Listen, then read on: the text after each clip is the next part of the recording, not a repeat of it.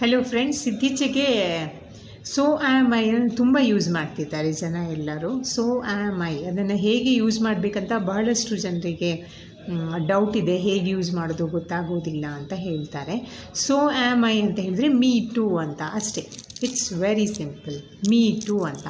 I am hungry ಅಂತ ಯಾರಾದರೂ ಹೇಳ್ತಾರೆ, ಆವಾಗ ನೀವು ನಾನು ಕೂಡ ಅಂತ ಹೇಳಬೇಕು. So you say so am I.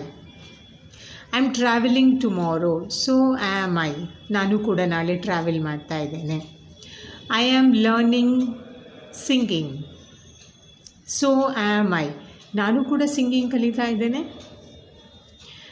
So I am celebrating festival tomorrow. So am I. Okay.